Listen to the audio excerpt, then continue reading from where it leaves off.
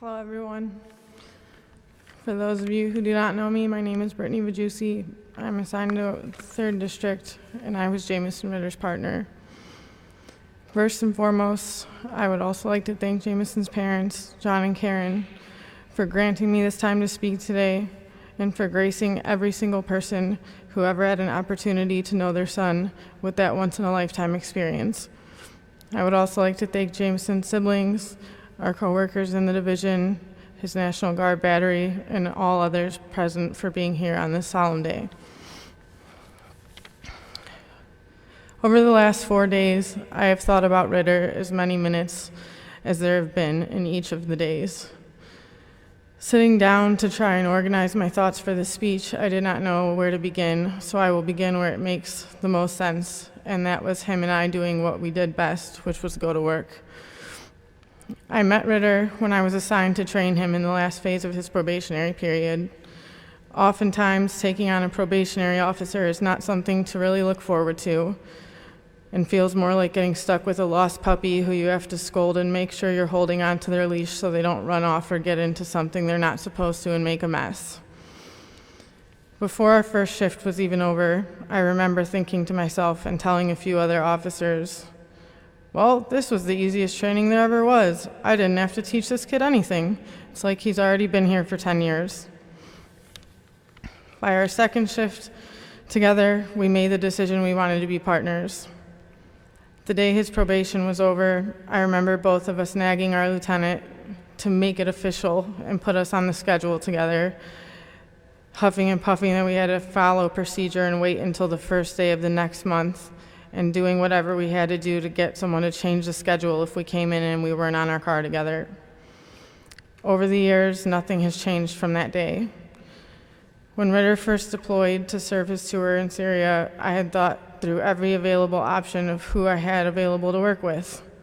I vented to my friends on the shift and said, there's nobody I can be partners with. What am I going to do?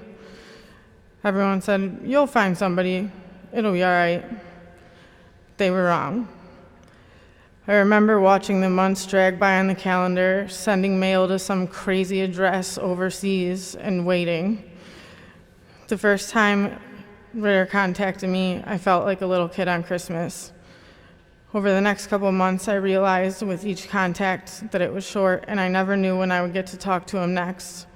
So instead of our conversations, I just snapped at him, when are you going to be done? We have to go back to work.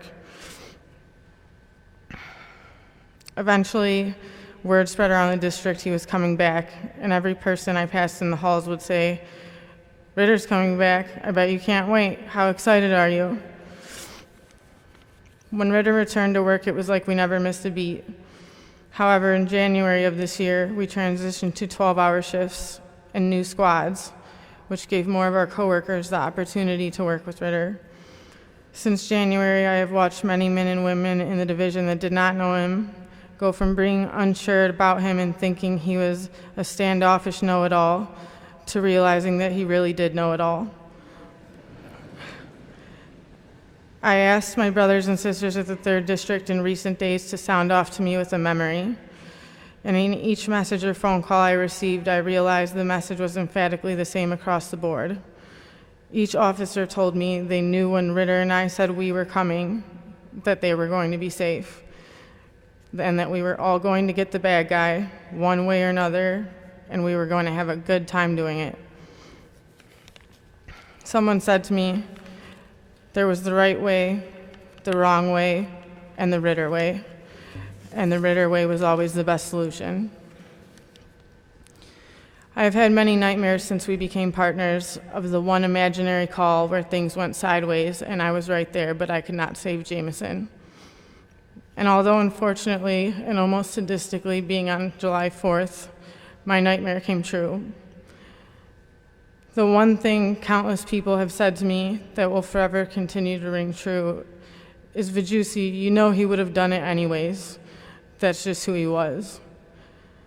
And if there's one thing I know he would have, because Ritter was absolutely fearless, to the point where sometimes, even though I thought he was insane, I loved being along for the ride. There were also sides to him that a lot of our coworkers unfortunately never got to see. Those 12-hour shifts working in a car, you really get to know somebody. Although he had a private passion for bucking the system, Ritter also did truly touch the community we worked in. To those who do not know, we are assigned to complete and document community engagements during our tours of duty. Many nights I would remind him we have to do our CPOP, and many nights in Ritter fashion he responded, never, because he opposed the idea of doing things for the image.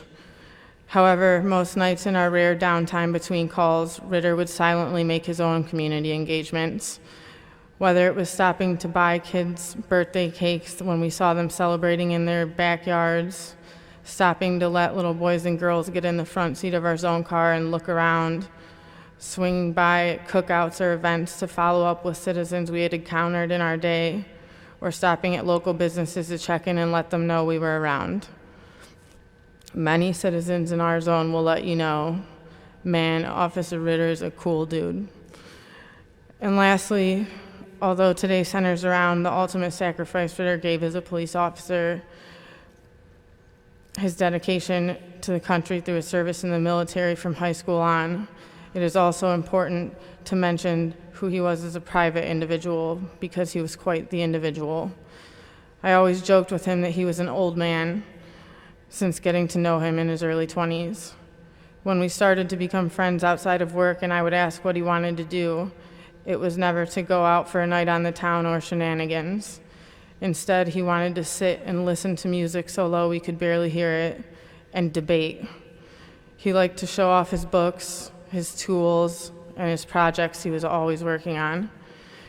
He talked very often of his family back home in New York and his upbringing and returning eventually to his hometown.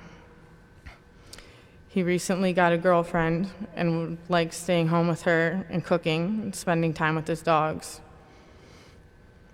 As I didn't know where I would begin this speech, it is even more difficult to conclude.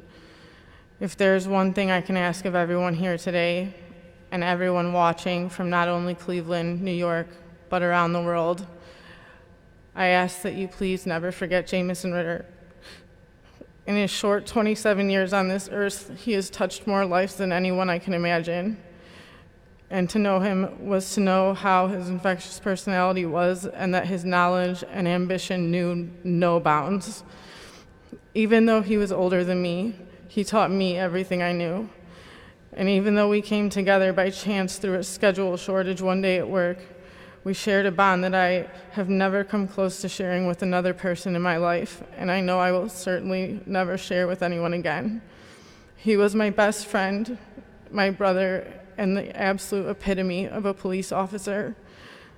And for all he gave to everyone that he knew and didn't know, the least we can ever do to give back to him is to remember and to share his legacy forever. Thank you.